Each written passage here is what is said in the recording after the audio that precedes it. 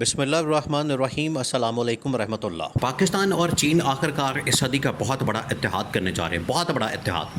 اور یہ جو اتحاد ہے یہ پوری دنیا کے لیے ایک آپ کہہ لیں کہ بڑا خوفناک اور خطرناک ثابت ہونے جا رہا ہے، بڑا خطرناک۔ اور اس کی وجہ سے پوری دنیا کے اندر خطرے کی گھنٹیاں بج رہی ہیں، پوری دنیا کے اندر شور پڑ گیا ہے، پوری دنیا کے اندر اس وقت پریشانی لگ گئی ہے کہ کسی طرح سے پاکستان اور چین کو اتحاد کرنے سے روکا جائے، کیونکہ اگر یہ اتحاد ہو جاتا ہے تو اس صورت میں چین سپر پاور بن جائے گا اور پاکستان ایک ایشیا کی طاقت بن جائے گا۔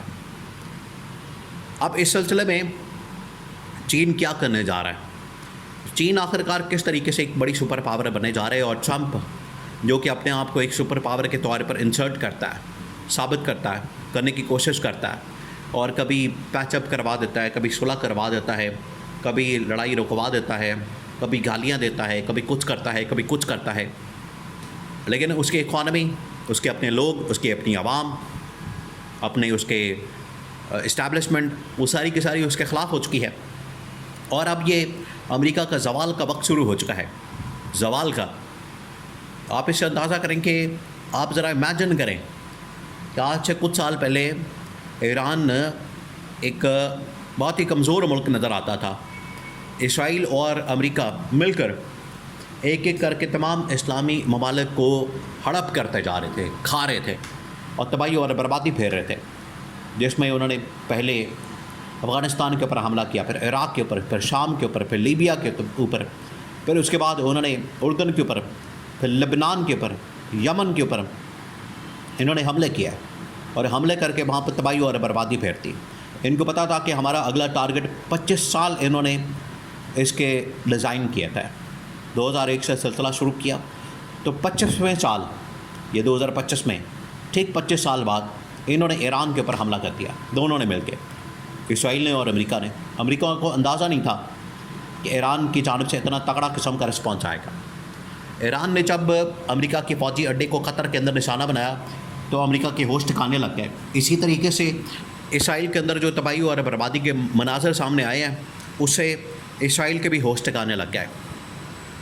تو اب یہ جو صدی آنے جا رہی ہے، یہ آج سے تقریباً کوئی 50 سال پہلے، 100 سال پہلے بتا دیا گیا تھا، اور لوگوں نے آج سے 25-30 سال پہلے، 40 سال پہلے لکھنا شروع کر دیا تھا کہ اب یہ جو صدی آ رہی ہے یورپ کی جانب سے شفٹ ہو کے ایشیا کی جانب جا رہی ہے۔ اور آج دیکھ لیں ایشیا کے اندر ساری طاقتیں موجود ہیں۔ ایران امریکہ کو کچھ نہیں سمجھتا، حملے کرتا ہے، اڈوں کے اوپر حملے کرتا ہے۔ اسرائیل کو کچھ نہیں سمجھتا، اس کے پٹھوں کو، اس کے غلام کو یا اس کی کالونی کو۔ اسی طرح سے انڈیا کو کچھ نہیں سمجھا جا رہا۔ انڈیا جو اس خطے کے اندر، ایشیا کے اندر بڑی طاقت بننے جا رہا تھا، وہ بھی فارغ ہو گیا۔ اب ان تمام طاقتوں کو کس نے فارغ کیا؟ پیچھے اصل میں کون ہے؟ پیچھے اصل میں ہے چین اور دوسرا پاکستان۔ اب آپ اس نقطے پر آئیں، اب آپ امیجن کریں، اب آپ ذرا تصور کریں، لیکن یہ اتنی بڑی طاقت کیسے بن گئے؟ سوال سب سے بڑا یہ ہے، جس کی وجہ سے دنیا میں اب بڑا مسئلہ بن چکا ہے۔ دنیا کے اندر بڑی اس وقت پریشانی ہے ان دونوں کو لے کے کہ چین کس طرح سے اتنی بڑی طاقت بن گیا اور پاکستان کس طرح سے اس کے ساتھ مل کے یہ سب کچھ کر رہا ہے۔ اصل میں چین نے پچھلے 50 سے 60 سال میں، 70 سالوں میں جس خاموشی کے ساتھ ایک انقلاب برپا کیا، جس طرح سے انہوں نے اپنی معیشت کے اوپر کام کیا، اکانومی کے اوپر کام کیا، انہوں نے جیسے دنیا میں امپورٹ ایکسپورٹ کے ذریعے، دنیا میں انہوں نے جس طریقے سے ہر چیز کی مینوفیکچرنگ کر کے، چھوٹی سے چھوٹی چیز، کوئی بھی چیز آپ چلے جائیں دنیا میں کسی بھی ملک کے اندر، سوئی سے لے کر موبائل فون، لیپ ٹاپ، ٹیکنالوجی، پھر اس کے بعد طیارے، جہاز، ہر چیز میں انہوں نے مہارت حاصل کر لی۔ آج دنیا میں جو بھی ٹیکنالوجی استعمال ہو رہی ہے اس میں میجر جو پورشن ہے وہ چائنا کا۔ موبائل فون سے لے کے لیپ ٹاپ، کمپیوٹر سے لے کے روبوٹ سے لے کر طیارے، لڑاکا طیارے، اور پھر اس کے بعد جہاز، تمام کی تمام ٹیکنالوجی کے اندر چائنا اس وقت پچھلے 70 سالوں کے اندر جو ترقی حاصل کر چکا ہے، اس نے امریکہ کو بھی پیچھے چھوڑ دیا۔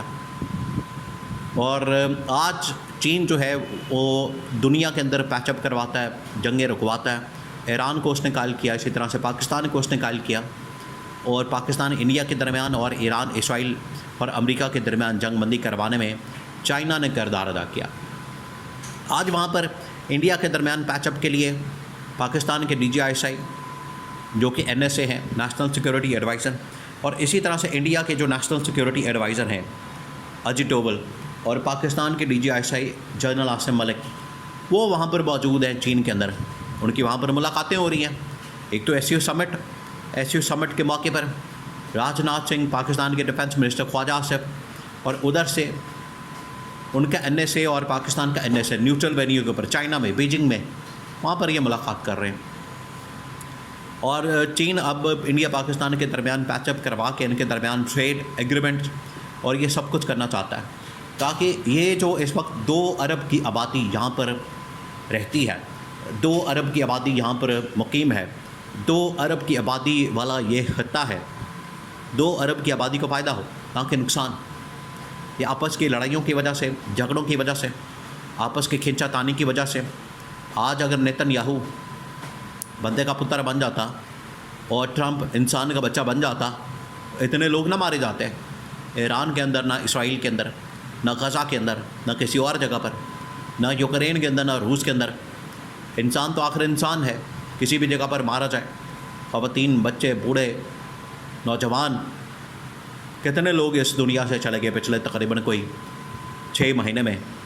تو اس کا وبال جو ہے وہ کس کے سر جاتا ہے؟ ان کا وبال یہ نیتن یاہو، ڈونلڈ ٹرمپ، ان کے سر پر جاتا ہے.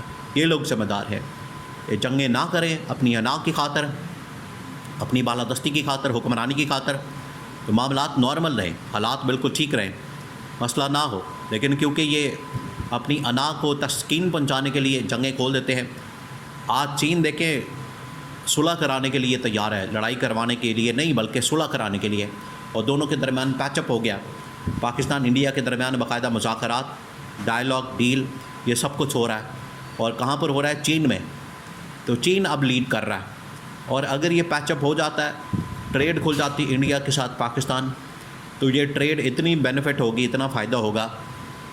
صرف آپ نے اکنامک ٹریڈ کھولنی ہے، باقی کلچرل یہ وہ چیزیں آپ بالکل بند رکھیں. ٹریڈ کھولیں، پیور بزنس بس. آپ دیکھیں کتنا فائدہ ہوتا ہے یہاں کی عوام کو، لوگوں کو. اور یہ جو بیانیہ دشمنی کا، لڑائی کا، جنگ کا، جھگڑے کا، یہ بند کیا جائے. آج 21ویں صدی اس کے متعامل نہیں ہو سکتی، لوگ اس کو افورڈ نہیں کر سکتے. اسی وجہ سے چین ایک بڑی طاقت کے طور پر، سپر پاور کے طور پر، اور پاکستان ایک ایشیا کے اندر بہت بڑی طاقت کے طور پر سامنے آ سکتا ہے، جس کا آغاز کر دیا گیا ہے.